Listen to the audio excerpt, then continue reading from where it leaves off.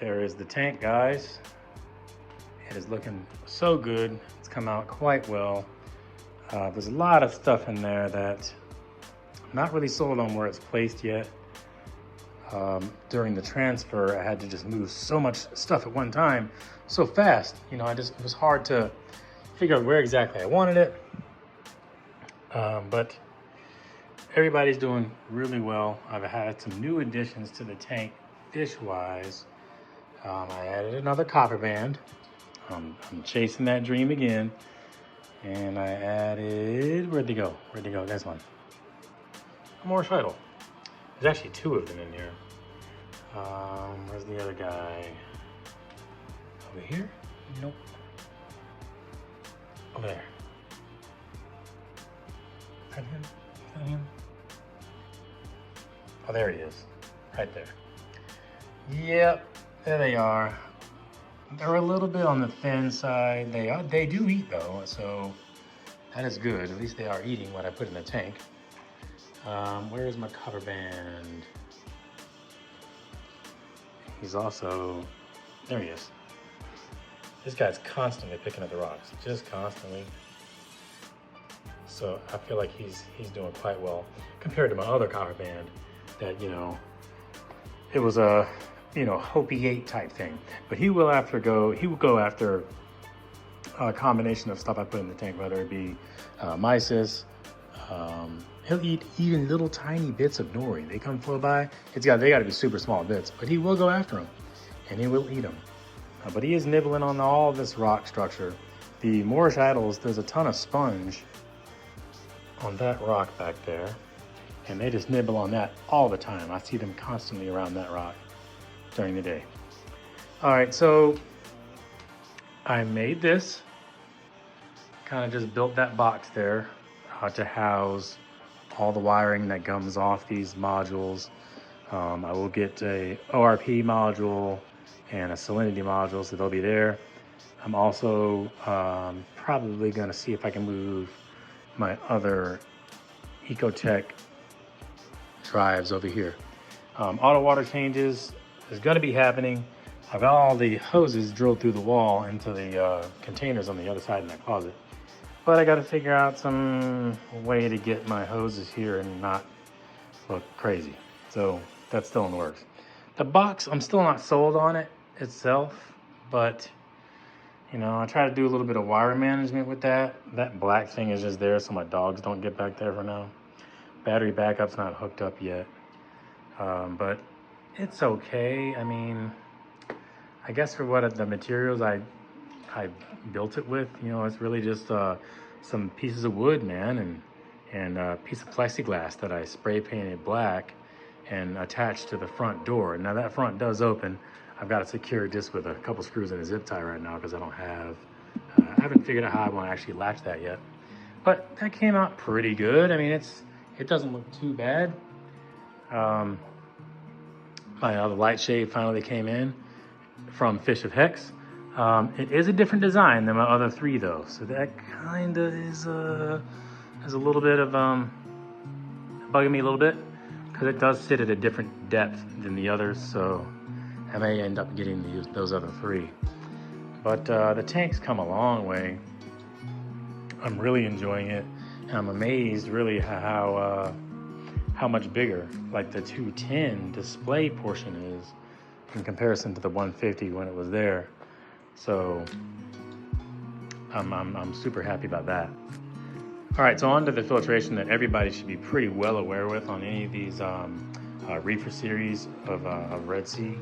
And that is, you know, the reef mat system, the skimmer. Well, that skimmer is actually a max spec SK400, I believe. And here's the dog, Sophie girl. Hey girl. It's a max spec SK400. I believe that's what it is. I got some carbon running on the tank. I run that every so often. Sometimes when I see maybe corals closing up or maybe there's a lot of slime from moving corals around, right? From tank to tank, I'll run some carbon and try to help that along there. All right, this is the first roll on the reef mat since I've had it. And it's actually lasted me a pretty good amount of time here. I mean, it's been weeks, and I'm on that same roll. That's the first roll, so that I'm liking that. I hear a lot of people burn through their first few rolls, and then they kind of get, you know, in a mode with things. So I am running return pump. I'm running a Jebao MDP 20,000. That's the controller for it. I'm only running it on 50%, and that 50%, that sucker's drawing 86 watts. So that's a pretty decent pull there. I've had no leaks in any of the plumbing. It's all come out well. I still have a mess of wires, man. I just, you know, I'm not the greatest wire guy, wire management guy when it comes to these kinds of things. I get it. I do it enough to kind of get it out of my way. And once it's out of my way, it's kind of one of those like set it and forget it things. I put one of the Neptune leak detectors right here where the bulkheads go through. I don't know what it is about those things. They just kind of always make me feel a little. It's just a little sketch, man. I'm not sure what's up with that. Absolutely hate the location of the ATO sensor there. That's definitely kind of crummy. My bougie lighting up here, you can see, done up professionally. Looking all right. Let's see, skimmer does well. That's probably the my third collection cup there since it's been in there. So ATO, and that's just Ruby series 10-gallon reservoir from Trigger Systems. That same Kessel H380 I've had on there forever. The Refusion's actually doing well. This is a little bit of, like when I turn the system off, there's some crust that builds up in there. Busted my temperature probe, man. Trying to unplug that sucker from the apex. Pull on it, wires came out of it. Luckily, I had a second one, so that one plugged in fine. No issues there. My plumbing for my UV sterilizer, doing quite well. No issues with that at all. I think that's a 55 watt unit or 57 watt unit. I can't remember off the top of my head, but I like it. And I do the bulb changes by removing those clamps. Here, undoing the unions. This one had a wiper in it, so I removed the wiper and then I just installed a little drain right there for like RO, you know, just turn that sucker and drain that thing. Having a little bit of issue with pH, right? Temperature's a little high. May have to think about going to some fans here and adjusting this pH, maybe with Kalkwasser or something. Maybe run a CO2 scrubber. I used to do that on the other tank, and it seemed like it was quite effective, almost too effective. I had to install a solenoid to cut that sucker off after a while, which would be pretty easy to do through the apex. Other controllers down there, I'm running a Jebao pump for the filling those lines, that UV. Got some computer fans back there. They're super quiet, but man, they just don't move enough air, and they're only running off that USB back there in that power strip, so I guess I can't be too upset they're not that effective. So I definitely need to do something about the airflow within the cabinet because it is super hot down there. But that's what I have as far as the update goes. There's more to come with setting up auto water changes. I've definitely got to get more of my energy stuff into my energy bar. I've got more modules to set up here, more automation to do, and it's come a long way.